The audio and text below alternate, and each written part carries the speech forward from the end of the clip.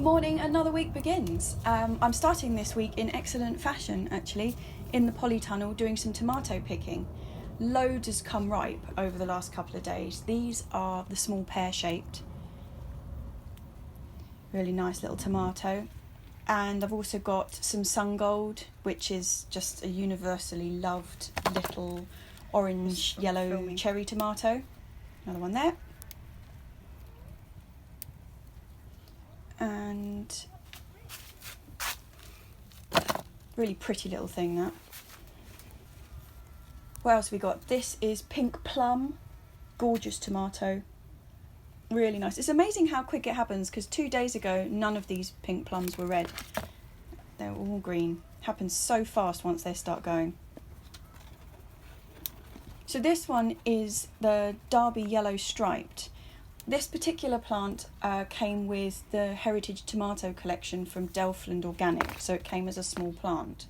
But I got the same collection last year and saved the seed, so I've got some of my own saved and some from theirs. You can see why they're called yellow striped. They've got yellow stripes. There's loads of these. They're really absolutely loving it this year, the tomatoes. Lovely little thing.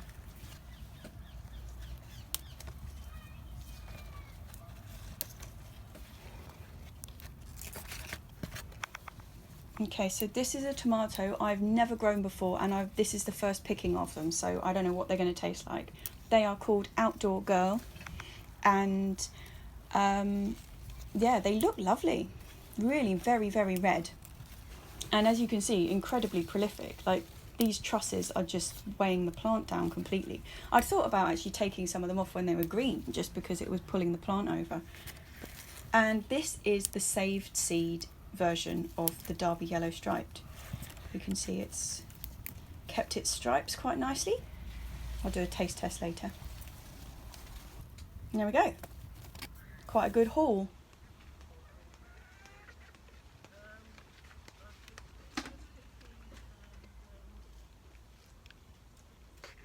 Pretty happy with that. Something else I'm quite pleased with this year, particularly in comparison to last year, is the pumpkins, or the winter squash. There's one coming here, and there's another little one in here somewhere. There it is. Yeah, so in here we've got 3 varieties, and we've only had a couple kind of, damp off like that. Last year, they just did nothing. Look at that, it's gorgeous. So in here we have got 3 varieties. We've got a butternut squash, we've got blue Hungarian, and we've got crown prince.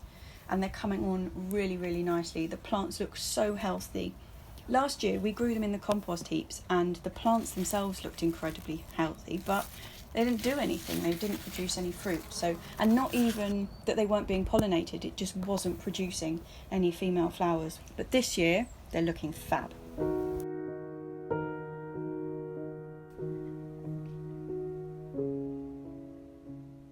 It is the day I'm going to pick the cabbage, which is pretty exciting. Yeah, we've got 4 of these greyhound cabbages in here, and they're looking huge. We've had terrible time growing cabbages. I've said to you before about the clubroot issue that we've got. These are the 2 beds that should be completely clear of clubroot, because it's where the fruit cage was standing before. We've been quite careful with compost, and I think that kind of proves that we've got a bit of success. Look at it, it's gorgeous. So this is massive. And got slugs in it. But I'm going to take these outer leaves off and give them to the chickens straight away, because there's no point taking those home.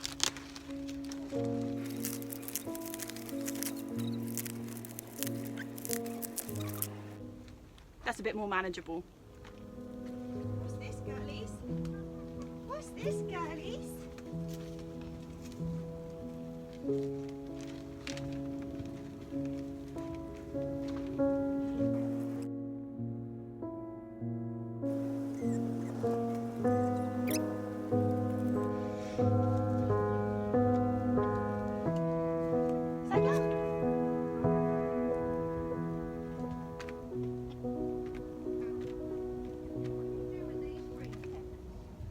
I'm also going to pick some leeks today.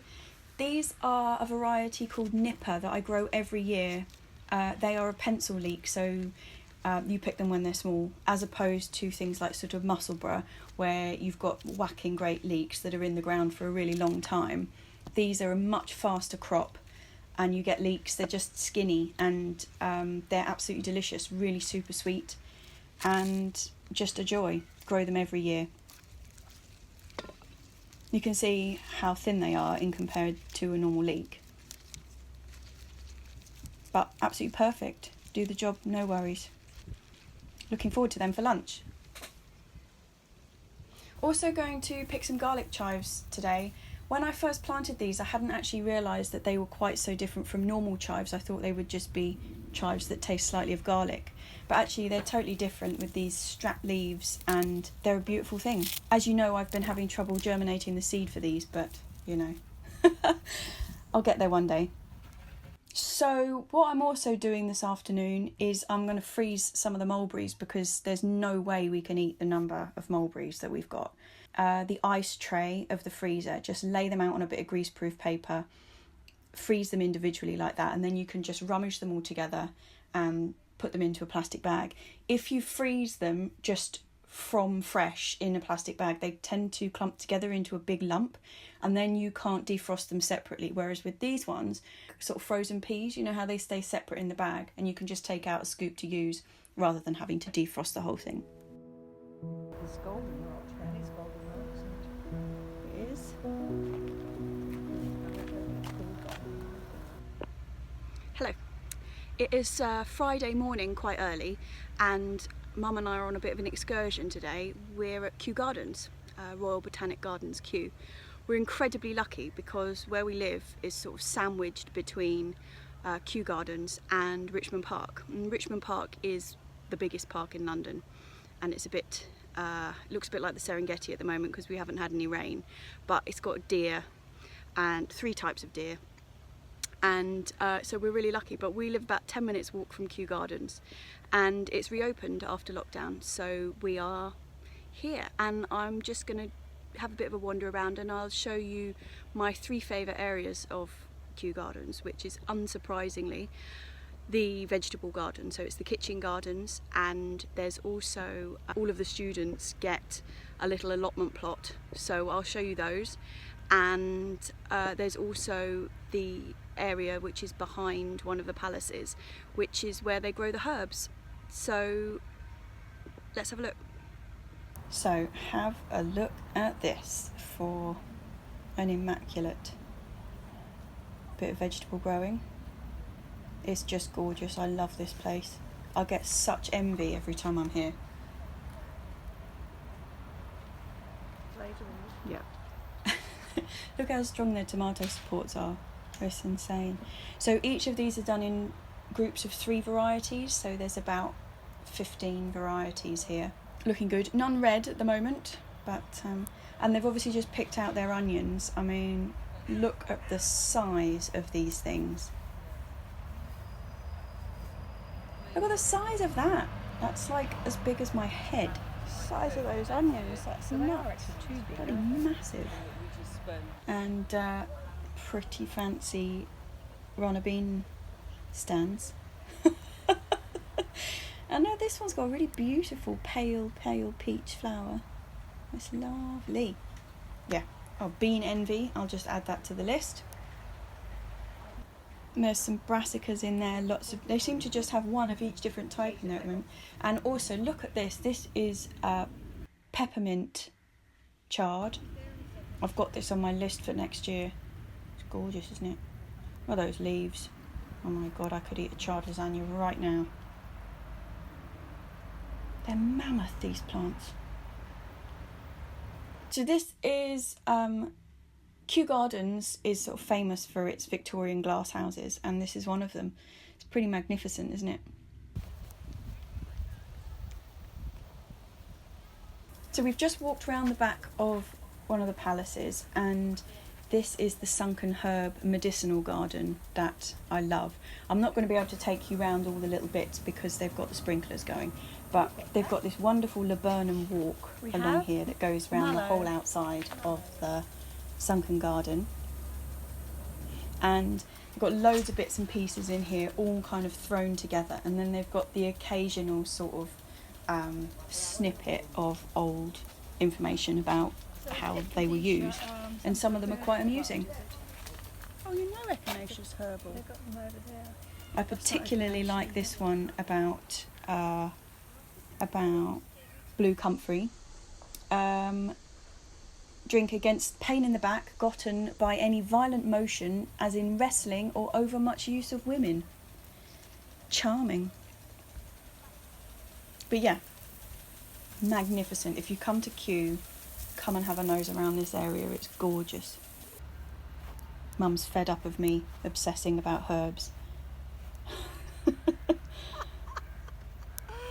I found you! Did you not know where I was? And these are the student little plots that they get each. So you can see they're each divided by these little paths. Got path envy. And loads going on, really. These are pretty exciting. Must be gourd or some sort. And this person obviously prefers flowers to vegetables. Normally you can actually walk in here and they've got a little plate at the end of each bed telling you about which student it is. Okay, someone's left their courgettes a bit long down there.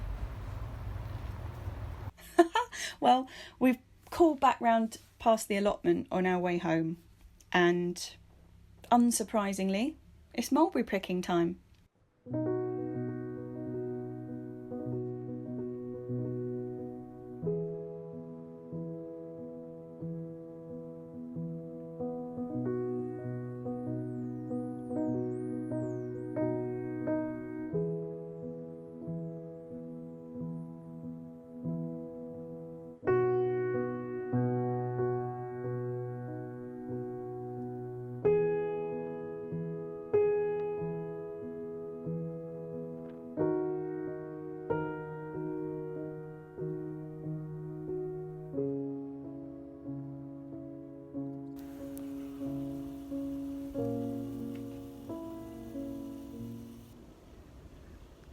Sorry about the face and the hands. But I just can't believe it's still coming. I mean, we've got that whole punnet again. We've got another 2 on the tree at least. Anyway, it is Friday and I neglected to do any feeding yesterday, which is normally the day, it's the Thursday. So I'm going to go and just feed everything. On the list today is obviously the polytunnel, so that's all the tomatoes and the chilies, and also the tomatoes that are outside. Everything in the greenhouse, the aubergines, melons, cucumbers, that kind of thing. I'm also going to feed the courgettes this week. Probably not the beans because I fed them last week, but the courgettes and the pumpkins.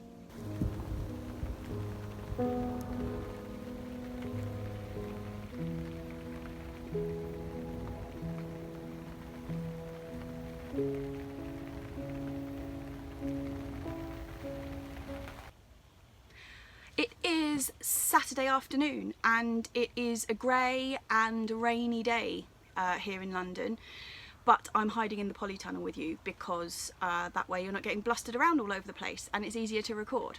But while I'm in here, I noticed that the first of the sun drop tomatoes are ready. So they're like the bigger cousin of sun gold tomatoes, and sun gold are just the finest tomato. I don't know how you're getting blown around in here. It's really windy out there and we're inside, but never mind. Yeah, so the first of the sun drops are ready, which last year was my favourite tomato. Just the best taste. And this year they just seem to be that much bigger because last year wasn't that great a year for us for tomatoes. Just wasn't warm enough, there wasn't enough light really. And we had the old polytunnel, which was one of those green ones, and just the light levels in there just aren't enough really. But in the new and improved polytunnel, they seem to just be loving it. So I'm pretty excited about that. I'm going to whiz round in here and pick a couple of, there's a couple of the Frigatello peppers behind me that are ready, which I'm incredibly excited about. So I'll pick them. What else am I going to pick? There are some small pear-shaped ready. There's a Vince that's really nearly ready, but that's not quite yet. I picked a Black Russian yesterday, the first of the year, which Black Russian, by the way, is my absolute favourite tomato for cooking with. It's just a joy. Like, yeah, I don't have any other words for that, really. It's just the best tomato for cooking, in my opinion. But I've got another one ready now to pick, so that's exciting. I'm just going to do that right now.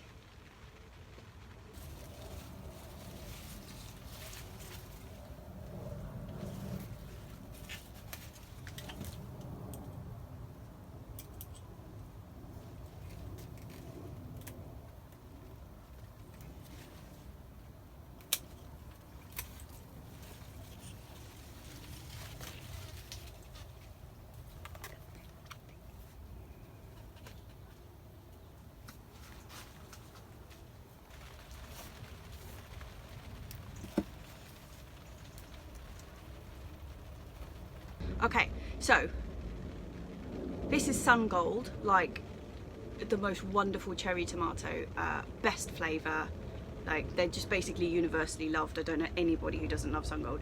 And this is its big cousin, Sun Drop. They have a very similar flavour. They're sweet, but they're also sharp. You know how some tomatoes can be a bit bland? You're not getting bland with these. They're wonderful. Yeah, so I'm going to pick the rest of them. What I'm going to do after I've picked the tomatoes is actually go and do a bit of carrot thinning. I mean, it's needed doing for absolutely ages, but we've had a whole spell, I mean, it's typical, isn't it? We've had a whole spell of really warm, sunny days, and so carrot root fly is attracted to your carrots by the scent. And if you are in the sunshine and it's a beautiful still day and you start pulling up carrots, they can smell that a long way off. So they just come hurtling towards your carrots at light speed the moment you start moving them around. However, if it's really windy, they don't fly in the wind, and also the rain. And also if it's a bit cold, the smell doesn't travel as far, you know, it's just not as potent. So we're using this opportunity of a bit of a crappy day to thin the carrots, which I'm hoping the ones that I thin are going to be like still edible, just as small carrots. So that's my plan, and I'm just going to eat the tomatoes. I mean, that is just the finest tasting thing. Oh god, it's heaven. It's times like this, sitting in the polytunnel in the rain, eating like pure gold joy, that it's just a lovely thing we do, growing vegetables, isn't it? It's a beautiful thing, and it makes me incredibly happy. Anyway, getting a bit soppy now. I'm gonna go and attack the carrots.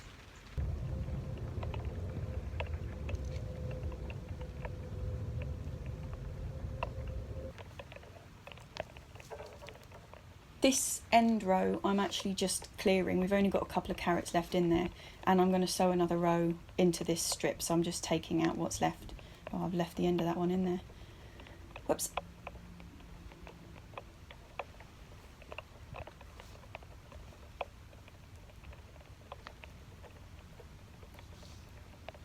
Oh, he's a long one. Ooh.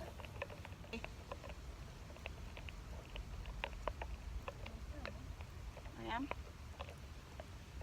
Oh, but you can't.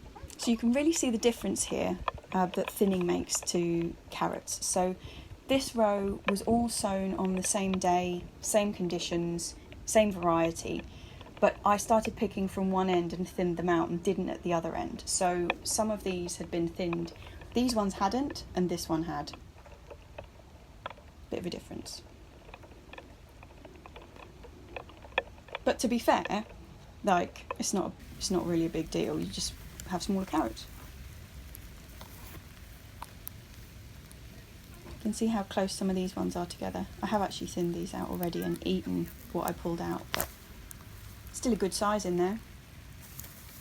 I think this one should be purple. This is cosmic purple. They have been far less prolific than the orange this year. Yeah, it's pretty soggy out here, to be honest. Okay, yeah, it is a bit soggy now. Can you hear the rain? In fact, can you hear me over the rain, more to the point? I think it's probably time to go home.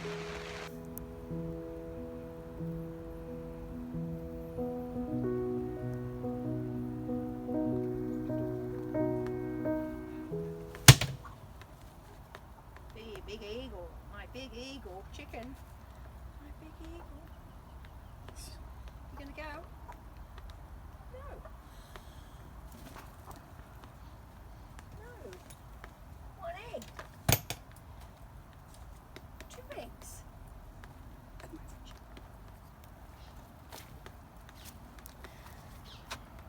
One's much bigger than the other. Sunday morning, and some bastard has stolen a couple of the ripe tomatoes off all the sun's coming out. The weather's nuts today. It was just raining a second ago, but regardless, somebody's stolen a tomato, so we're gonna have to cover the tomatoes, which is a bit of a shame. But have a look, they left the evidence.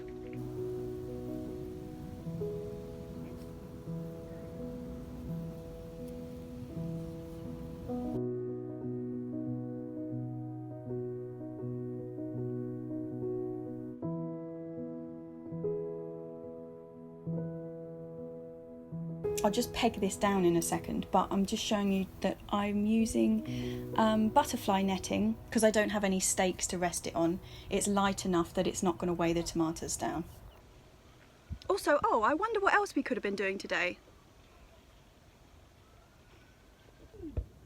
Okay, so we've just done an excellent exchange, a bit bartering on the allotment, and swapped a punnet of mulberries for, look at the size of these figs.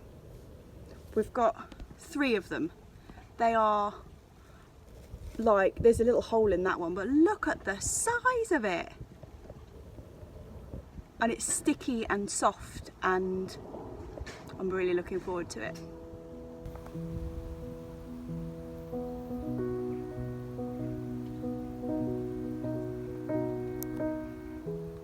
Well, morning. It's about 7:30 on Monday morning. We've got the sunshine this morning, but it's meant to be a bit miserable this afternoon, so we thought we'd get up here nice and early. So it's cup of coffee time. Also, I think I'm going to pick a couple of achocha this morning, which is pretty exciting. Never tried them before.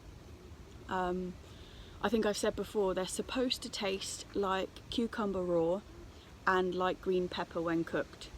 So what I'm going to do is, I think there's about 4 on there that are about 2-3 inches long. I'm going to take them home with me this morning, try and avoid the rain, and yeah, have a go at them for lunch. So Mum and I will be doing an achocha taste test later on today. What else am I going to do today? It's a beautiful morning. Unsurprisingly, I'm going to be picking some more mulberries. That's about it, really. Yeah, there's not that much to do. It's just a lovely morning, so I'm going to sit in the sunshine for a bit and have a look. There's a couple of peas that I need to take out, so I'll do that. But yeah, basically it's just a glorious morning. So I'm going to sit here with my cup of coffee and look out across the allotments, listen to the birds sing.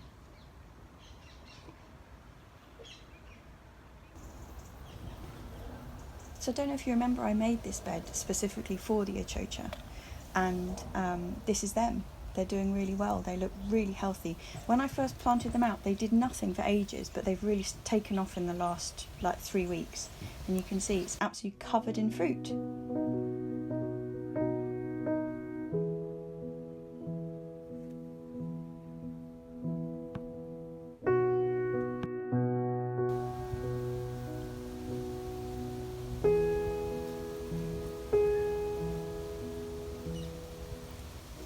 I'm not going to lie, I'm pretty excited about this little thing. I've picked them quite small for two reasons. I've been told that they're better small. Also, it's clearly quite prolific because it's absolutely covered in masses more of them. And also, I'm really impatient to try them. So, I've picked them. I've got 6. I'm going to take them home and try them. Well, I know I end every single week by saying I can't believe that's another week gone, but I mean it. I can't believe that's another week gone. We ate the achocha. It was meant to be a taste test, so I recorded chopping the achocha. I then recorded the 3 ways that I had put the achocha on the plate, and then I called Mum over and we ate them. And I forgot to turn the camera on. Just too excited. So I'm just going to give you a bit of a retrospective on how they tasted. So the raw one tasted exactly like cucumber in flavour, but the texture was quite different. It was not crunchy, it was like spongy cucumber.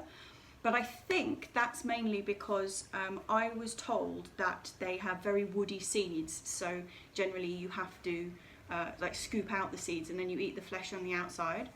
But I picked mine so early, I mean they were really tiny, that there was no real seed in them, so we just ate the whole lot. And I think the bit that was spongy was the bit that obviously was going to form, you know, it's like the pith stuff, which was then going to form into the seed, and it hadn't yet. So we ate the whole thing, and I reckon that this is just complete theorising because I haven't got a clue. But I reckon if you let them get bigger, so instead of this big, like this big, and you scooped out the inside, I reckon that outer wall, the bit that you're eating, would be quite crunchy. So, but basically the flavour was really, really strong cucumber taste. So the next one was lightly fried. It just had a tiny bit of salt on it. And this one was really surprising. The difference between the raw and the cooked was huge. I don't know if I would say it tasted like a green pepper, but it tasted good. It was like, it was very sweet, and yeah, I suppose it was a little bit green pepperish. It was like maybe if a green pepper had a baby with an asparagus stem, maybe. It's quite a delicate flavour, and it was really, really tasty. I was well impressed actually. When you grow an unusual vegetable, often you kind of find out why they're so unusual. But this was a winner actually, I really liked it. And the third way we had it was as quite well cooked. These had gone very soft. They still had, they'd almost like lost some of the flavour that the lightly cooked ones had had.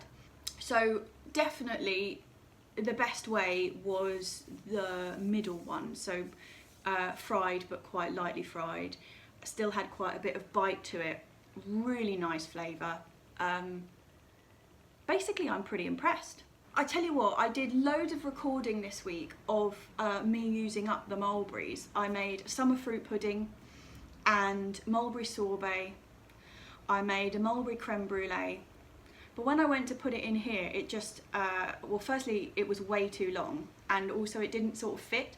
So I think I'm going to do a separate video with the footage that I used of them, just put it out on Saturday or something as one of the extras. Because although a lot of people don't have mulberries, you can use the same recipes using basically any summer fruit, so blackberries or raspberries, strawberries, any of the currants, any of that kind of thing. So I'm going to put them out. Yeah, I guess that's about it really for this week. Next week I'm planning to be putting out quite a lot of beetroot. I've sown quite a lot of beetroot last week, and they're all about yay high now, so I'm hoping to be able to put them out. The pea experiment with the just chopping them back, I have had another flush of peas, but it's not anywhere near like it is when they're in their full flush of youth basically. So I'm going to pick all of them off and then whip the plants out of the ground and use the space for something else.